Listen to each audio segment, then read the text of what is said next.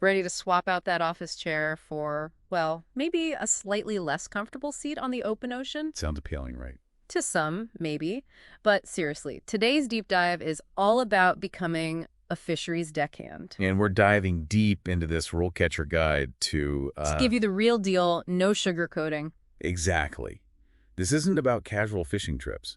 It's about a demanding career at sea. This guide makes it clear. It's not for the faint of heart. We're talking physically demanding work, being out in all kinds of weather. Long hours, unpredictable conditions.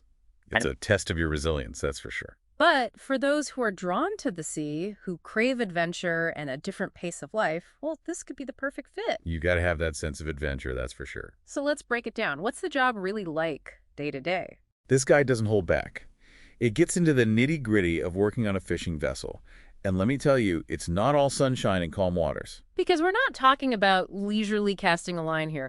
What kind of challenges are we talking about? We're talking about being out at sea, potentially for days or even weeks at a time. The isolation can be tough on some people. Definitely not your typical 9 to 5. Not at all. Mhm. And then there's the physicality of the work itself. You're working with heavy machinery, hauling in nets full of fish, constantly on the move. It's a job that demands both physical and mental toughness, wouldn't you say? Absolutely. This guide really emphasizes the brawn and brain needed in this field. And it's not just about the physical demands, is it? There's a certain level of mental fortitude required to handle the isolation, the unpredictable conditions, the long hours. It's a unique work environment, that's for sure. Not everyone is cut out for it, but for the right person, it can be incredibly rewarding. The guide also hints at something pretty interesting, the incredible camaraderie that often develops among fishing crews. Have you found that to be true? It's one of those hidden perks of a job that might seem solitary at first glance. Hmm. You're out there with your crewmates, relying on each other not just to get the job done, but also for support and companionship. The bonds you form at sea, they run deep. So it's not just about tolerating your crewmates, it's about building those strong relationships that are essential for safety and success out on the open water. Exactly. Teamwork is paramount in this line of work. You need to be able to communicate effectively, be adaptable, and always have each other's backs. And the guide really underscores those soft skills. They're just as crucial as knowing your way around a fishing net. It's like being part of a floating family, in a way. In a way, it is. You're depending on each other, looking out for one another. It creates a unique bond. Speaking of which, this RoleCatcher guide gets surprisingly specific about the day-to-day tasks of a deckhand. What surprised you? The sheer variety. I mean, I knew it was more than just casting a line and reeling in fish, but this guide really breaks down all the different hats a deckhand might wear. For instance, I had no idea that depending on the vessel, you might even be involved in providing some hospitality services to the crew. Right. Talk about a multitasker. Chef, cleaner, deckhand, all rolled into one. But let's not forget the core of the job, the actual fishing part. What can you tell us about that aspect of being a deckhand? Well, let's just say you'll be handling a lot more than just fishing rods. Oh, I bet. We're talking industrial scale fishing here. Exactly. Imagine hauling in massive nets, teeming with fish, operating complex winches and hydraulic systems, and then processing the catch. It's a physically demanding role that requires a certain level of grit, no doubt about it. So what's the path to becoming a deckhand? Do you need a degree in marine biology or something? That's what I thought was so interesting. The guide really emphasizes that experience trumps formal education in this field. You're not going to find yourself stuck behind a desk with this job. So you're not clocking in and out of an office, that's for sure. But what I found really interesting is that this guide actually lays out a whole career path for aspiring deckhands. Like, it's not just about being a deckhand forever. You can actually climb the ladder. It's true. This isn't just some dead-end job. There are real opportunities for advancement if you're willing to put in the work. You can work your way up, gain more responsibility, maybe even become a captain one day. That's what I call a career trajectory. So where do you even begin? Well, the guide really emphasizes the importance of what they call getting your sea legs, Yeah. basically, getting some hands-on experience. Makes sense. You can't learn everything from a book, right? Exactly. And the great thing is there are a lot of ways to get that experience, even if you're starting from scratch. Volunteering on smaller vessels is a great option, or even taking on maritime-related roles that might not involve fishing directly. So it's about building a foundation of skills and knowledge that you can then apply to a career as a deckhand. Precisely. It shows employers that you're serious, that you're willing to learn, and that you're not afraid of hard work. Those are all valuable qualities in this industry. It's like an apprenticeship for the open ocean. So, okay, let's say you've put in the time, you've got some experience under your belt. What's the next step? Because the guide actually breaks down the different stages of a deckhand's career, which I found really helpful.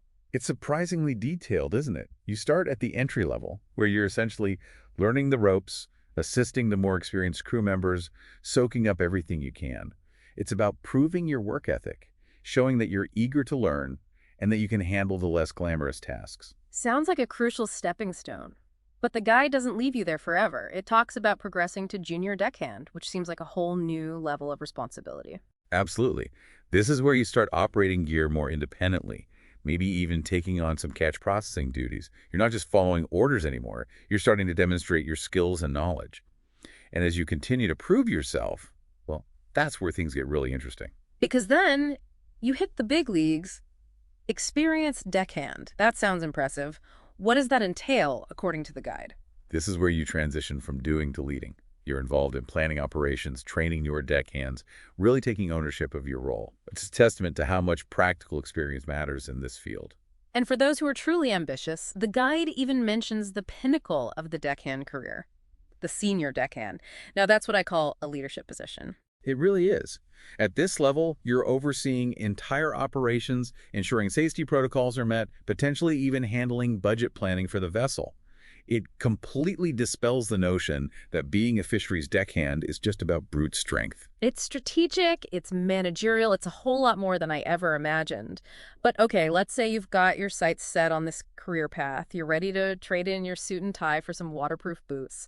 Does the guide offer any tips on, actually landing a job? Oh, absolutely. It's got a whole section on job hunting, complete with tips on what employers look for and even some examples of common interview questions. Oh, that's helpful because I imagine those interviews can be pretty tough, especially if you don't have a lot of experience. You're right. It's not just about reciting your resume. Employers in this field, they want to see your passion. They want to know why you're drawn to this line of work, what your problem-solving skills are like. They want to get a sense of your understanding of the bigger picture. It's like a personality test disguised as an interview. What kind of questions are we talking about here? Give me an example. Give me an example. What kind of questions do they ask? Well, one that really stood out to me was, what inspired you to pursue a career as a fisheries deckhand? It seems like a simple question on the surface, but... And it's loaded, right. They want to see if you've really thought about it, if you're truly passionate about this line of work. Exactly. This isn't a career you just fall into.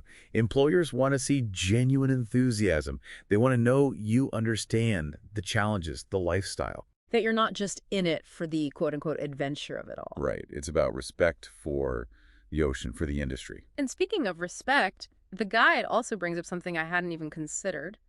The environmental responsibility that comes with being a fisheries deckhand. Absolutely. Sustainability is huge in this industry. It even mentions a sample interview question about this, something like, how do you ensure the vessel is operated in an environmentally responsible manner? That's a mouthful. But a crucial one. It's not just about hauling in as many fish as possible anymore. Sustainable fishing practices are essential for the long-term health of our oceans. So they're not just looking for skilled workers, they're looking for stewards of the sea, people who get it. Exactly. It's about understanding that the ocean isn't just a workplace. It's a delicate ecosystem. We've got to protect it. Well, we've covered a lot of ground here today. From the physical demands of the job to the career progression, the importance of soft skills, and now this whole aspect of environmental responsibility. But there's one more thing I want to touch on before we wrap up.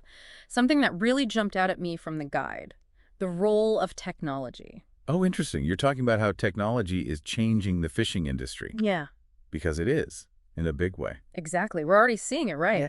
With electronic navigation, advanced sonar for finding fish, who knows what's next? Drones, underwater robots. It's fascinating to think about. It really is. This guy definitely got me thinking of the future for fisheries deckhands. In a world that's becoming more and more reliant on technology, what does that mean for them? Right. Will they need to be tech savvy on top of everything else? Will robots be taking over all the jobs? Who knows? But it's definitely something to ponder. It's a wave of change that's already upon us. Yeah. And it'll be fascinating to see how it all unfolds. Well, on that note, we'll have to leave it there for today. But I hope this deep dive has given you a glimpse into the world of fisheries deckhands. It's a demanding career, no doubt, but for those with a love for the ocean and a thirst for adventure, it can be incredibly rewarding. And who knows? Maybe you'll be at the helm of a high-tech fishing vessel someday. Thanks for joining us.